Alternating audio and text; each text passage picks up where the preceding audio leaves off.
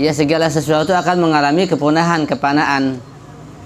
Hatta malaikat dan semua jin, setan mengalami kematian. Ruhnya pisah dengan badannya, begitu. Cuma yang paling akhir malaikat pencabut nyawa itu sendiri, paling belakangan.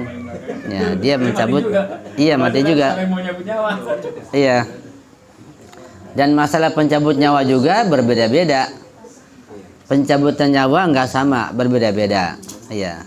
Ada dengan jalan sakit bermacam-macam, dengan jalan binasa bermacam-macam, ada dengan jalan sampai ke makam fana, bermacam-macam itu.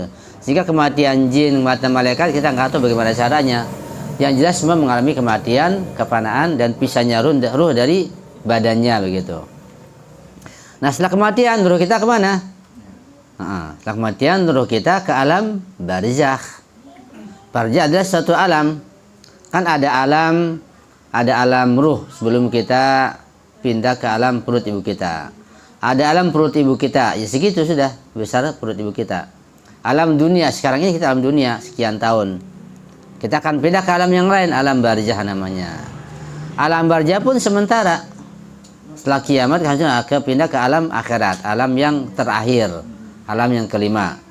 Jadi perpindahan ini ya namanya kematian dari satu tempat ke tempat yang lain. Perpindahan, intiqal, begitu. Cuma disebut kematian itu pindahnya ruh dari alam dunia ke alam akhirat.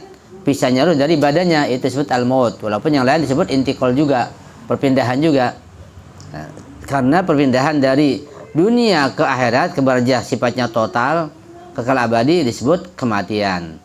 Pindahnya janin dari ibu ke dunia ini bukan kematian, kelahiran.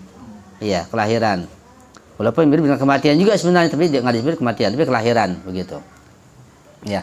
Nah, ruh kita kemana? Tergantung iman kita. Kalau kita beriman, di alam barzakh kematian kumpul dengan orang yang beriman, dengan Rasulullah, dengan para ma'asumin, orang yang soleh, dapat kenikmatan. Bagaimana nikmatnya? Kita nggak bisa gambarkan. Ya.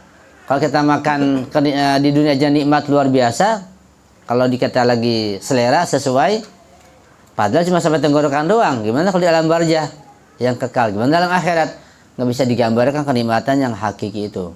Nggak bisa dibandingkan dengan nikmat dunia. Kenikmatan yang luar biasa, yang hakiki, bukan lagi semu, bukan lagi sementara, hakiki kenikmatannya. Adapun orang yang disiksa bagaimana? Ya. Masalah waktu di dunia itu terbatas dengan beredarnya matahari.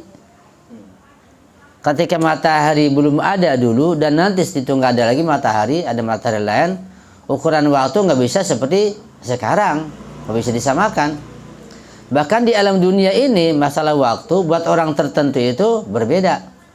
Ya, misalnya Rasulullah pergi ke Mi'raj, atau orang yang sampai ke makam fana, atau apa macam-macam. Mereka itu bisa melaksanakan berbagai macam tugas dan kewajiban dalam waktu yang sangat singkat. Terbang sana, terbang sini, sangat singkat. Jadi waktu yang sifatnya materi bukan lagi ukuran, karena mereka sudah di luar alam materi. Alam non lebih dominan lagi itu di dunia, apalagi nanti di akhirat.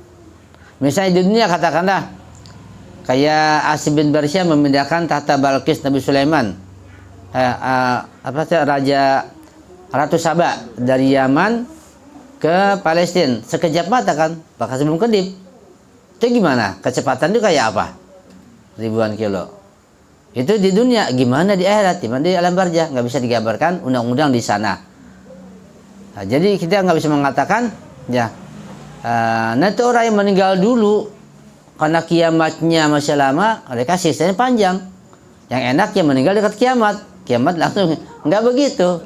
Nah, nggak bisa. Itu ukuran dunia begitu, ukuran materi. Iya, ukuran ukhrawi nggak bisa seperti itu, nggak bisa digambarkan.